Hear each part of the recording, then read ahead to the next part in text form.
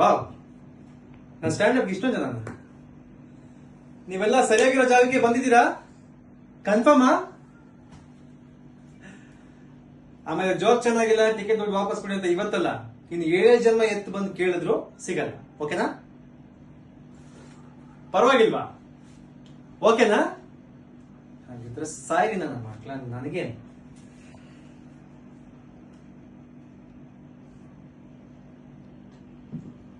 ನಿಮ್ ಪ್ರಶ್ನೆ ಯಾಕೆ ಪ್ರಿಪೇರ್ ಆಗಿಲ್ವಾ?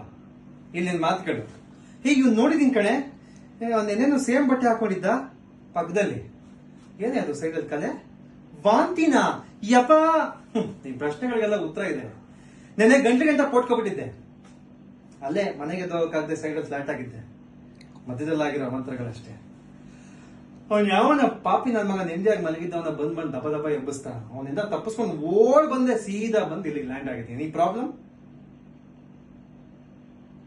ಯಾಕ ಹೇಳ್ತೀನಿ. ಒಂದ್ ಹುಡುಗಿ ನನ್ನ ಪ್ರೀತಿಗೆ ನೋ ಅಂದ್ಬಿಟ್ರು. ಅವಳ ರೇಂಜ್ಗೆ ನಾನೆಲ್ಲ ಸಾಕಾಗಲ್ಲ. ನನಗ ಭಯಾನಕ ಕೋಪ ಬಂತು. ಅವಳ ಅಜ್ಜಿ ಹೆಂಗ್ ನನ್ನ ಬಗ್ಗೆ ಹಂಗೆಲ್ಲ ಯೋಚನೆ ಮಾಡಕ್ ಸಾಧ್ಯ ಅಂತ. ಆದ್ರೆ ಇವಾಗ ಅನಿಸ್ತಾ ಇದೆ, ಕರೆಕ್ಟ್ ಅಲ್ವಾ ಅಂತ. ಅವಳೊಳ್ಳೆ ಜಿಂಕೆ ಮರಿ ತರ ಇದ್ದಾಳೆ. ನನ್ನ ಹತ್ರ ಒಂದ್ ಟೀ ಕುಡಿಯೋಕ್ಕೂ ಜೇಬಲ್ ಕಾಸಿಲ್ಲ. ರಿಜೆಕ್ಟ್ ಮಾಡಿ ಲಿಪ್ಲಾಕ ಕೊಡ್ತಾಳೆ.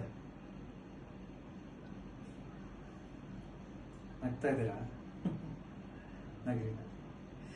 ನೀವು ಇಷ್ಟೊಂದು ನಗ್ತಿರೋದು ನೋಡಿದ್ರೆ ನಿಮ್ಗೆ ಇದು ಮಜಾ ಕೊಡ್ತಿದೆ ಅಂತ ಆಯ್ತು.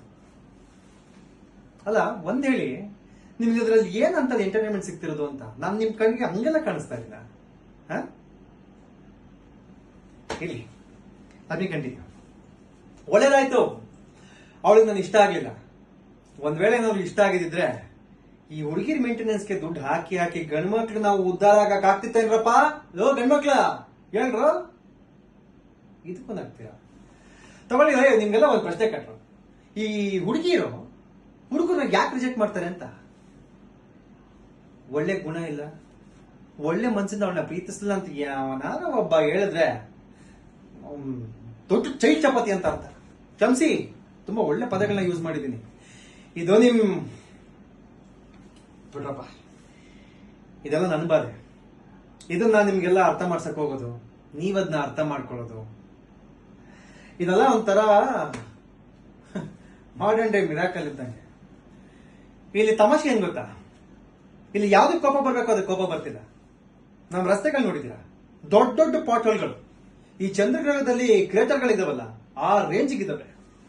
ನಮ್ಮದೊಬ್ಬ ಆರ್ಟಿಸ್ಟ್ ಇದನ್ರಿ, ಬಾದನ್ ನಂಜುಂಡ ಸ್ವಾಮಿ ಅಂತ. ಮೊನ್ನೆ ರೀಸೆಂಟ್ ಆಗಿ ಫೇಸ್ಬುಕ್ ಅಲ್ಲಿ ಒಂದು ಪೋಸ್ಟ್ ಹಾಕಿದ್ದ, ಒಂದು ಫೋಟೋ ಜೊತೆಗೆ. ಯಾವನೋ ಎಷ್ಟೆಷ್ಟೋ ದುಡ್ಡು ಖರ್ಚು ಮಾಡ್ಕೊಂಡು ಸ್ಪೇಸ್ಗೆ ಹೋಗಿ ಕ್ಯಾಮ್ರಾ ಇಟ್ಕೊಂಡು ಫೋಟೋ ತೆಗೆದು ಕ್ಲೋಸೆಸ್ಟ್ ಟು ದ ಮೂನ್ ಅಂತೆಲ್ಲ ಫೋಟೋ ಹಾಕ್ತೀರಾ. ಅದ್ರ ಬದಲು ನಮ್ಮ ರಸ್ತೆಗಿಳಿ, ಸ್ಪೇಸ್ ಶೂಟ್ ಹಾಕೊಂಡ್ ಬನ್ನಿ, ಫೋಟೋಗಳ ಮಧ್ಯೆ ನಿಂತ್ಕೊಳ್ಳಿ, ಟಾಪ್ ಆಂಗಲ್ ಫೋಟೋ ತೆಗೆಸ್ಕೊಳ್ಳಿ, ಕ್ಲೋಸೆಸ್ಟ್ ಟು ದ ಮೂನ್ ಏನು ಮೂನಲ್ಲೇ ಇದೀವಿ ಅಂತ ಹಾಕಿ. ಆ ಫೋಟೋ ನೋಡಿ ನಾಸಾ ಇಸೋದವ್ರು ಶಾಕು. ನಮ್ಮ ಅಣ್ಣ ವಿವೇಕ್ ಅಂತ ಇವತ್ತು ನಿಮ್ಮೆಲ್ಲರಿಗೋಸ್ಕರ ಒಂದು ಪ್ಲೇ ಮಾಡೋದಕ್ಕೆ ಅಂತ ರೆಡಿ ಆಗ್ತಿದ್ದಾನೆ. ಅದು ನಮ್ಮ ಮಾನ್ಯ MLA ರಂಗಪ್ಪನವ್ರ ಬಗ್ಗೆ. ಅದ್ರ ಟೈಟ್ಲ್ ಏನ್ ಗೊತ್ತಾ? ಓದಿ, ಮಾಡರ್ನ್ ಡೇ ಸಂಗೊಳ್ಳಿ ರಾಯಣ್ಣ ಅಂತ. ಅದು ಒಂಥರ ಕರೆಕ್ಟ್. ಹೆಂಗೆ ಅಂತೀರಾ? ಹೇಳ್ತೀನಿ ಕೇಳಿ. ಈ ಸಂಗೊಳ್ಳಿ ರಾಯಣ್ಣ ಈ ಬ್ರಿಟಿಷ್ ವಿರುದ್ಧ ಹೋರಾಡೋದಕ್ಕೆ ಅಂತ ಗರಿಲ್ಲಾ ಪಡೆಗಳನ್ನ ಸೃಷ್ಟಿ ಮಾಡಿದಂತೆ. ನಮ್ಮ ಈ MLA ಕಾರ್ಯಕರ್ತಗಳನ್ನ ನೀವು ಯಾರು ಸರಿಯಾಗಿ ನೋಡಿದ್ದೀರಾ? ಒಬ್ಬೊಬ್ಬ ಒಳ್ಳೆ ಅಮೆಝಾನ್ ಫಾರೆಸ್ಟ್ ಇಂದ ಹಿಡ್ಕೊಂಡ್ ಬಂದಿರೋ ಗೊರಿಲ್ಲಗಳ ತರ ಇದಾರೆ. ಗೊರಿಲ್ಲಗಳಿಗೆ ಅವಮಾನ ಮಾಡ್ಬಿಟ್ಟೆ ಅಂತೀರಾ? ಕ್ಷಮಿಸಿ. ಈಗ ಸುಮ್ಮನೆ ಒಂದು ಅನಾಲಜಿ.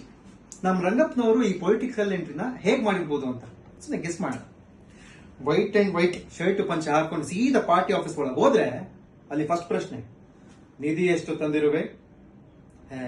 ನಿಧಿಗಿದೆ ಏನಿಲ್ಲ ಸ್ವಾಮಿ, ತಲೆಗಳು ಬೇಕಾದ್ರೆ ಕೇಳಿ, ಎಷ್ಟು ಬೇಕಾದ್ರೆ ತಂದು ಕೊಟ್ಬಿಡ್ತೀನಿ. ಓ ಇಂಟ್ರೆಸ್ಟಿಂಗ್. ಎಲ್ಲಿ ರೆಸ್ಯೂಮೆ ಕೊಡಿ. ರೆಸ್ಯೂಮೆ ಕೊಡ್ತಾರೆ. ಒಂದಷ್ಟು ಕಾಲಂ ಬಿಟ್ಬೋಣ. ಅಲ್ಲಿ ಒಂದು ಸ್ಪೆಷಲ್ ಸ್ಕಿಲ್ಸ್ ಅಂತ ಇರುತ್ತೆ.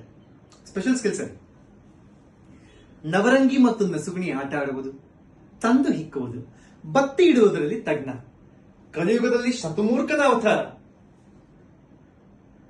ಒಂದು ಫೋಟೋ. ಇನ್ನು ಅಚೀವ್ಮೆಂಟ್ಸ್, 105 ಮನೆಗಳಿಗೆ ಬೆಂಕಿ ಹಾಕಿರುವೆ, 94 ಅಂಗಡಿಗಳನ್ನು ಮಣ್ಣು ಪಾಲು ಮಾಡಿರುವೆ, 19 ಕೈಗಳು, 24 ಕಾಲಗಳು, ಇನ್ನು 8 ಕೊಲೆಗಳು. ಹೆಂಗೆ? ಇದು ಅವ್ರ ಪೋಸ್. ಒಂದೊಂದು ಹೇಳ್ತೀನಿ ಕೇಳಿಸ್ಕೊಳ್ಳಿ. ನೀವೇನಾದ್ರು ಅವ್ರ ಕಾನ್ಸ್ಟಿಟ್ಯೂನ್ಸಿ ಅಲ್ಲಿ ಇಟ್ಕೊಂಡು ಅವ್ರಿಗೆ ನೀವೇನಾದ್ರು ವೋಟ್ ಹಾಕಿಲ್ಲ ಅಂತಂದ್ರೆ ನೀವು ನಿಮ್ಮ ದೇಶಕ್ಕೆ ಹಾಗೂ ಧರ್ಮಕ್ಕೆ ಮಾಡುವ ದೊಡ್ಡ ಅವಮಾನ ಅವಮಾನ ಅವಮಾನ.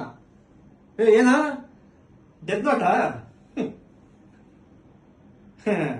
ಹೇಳ್ದಾಗೇನೆ ಜೈ ಕರ್ನಾಟಕ ಮಾತೆ, ಜೈ ಹಿಂದ್.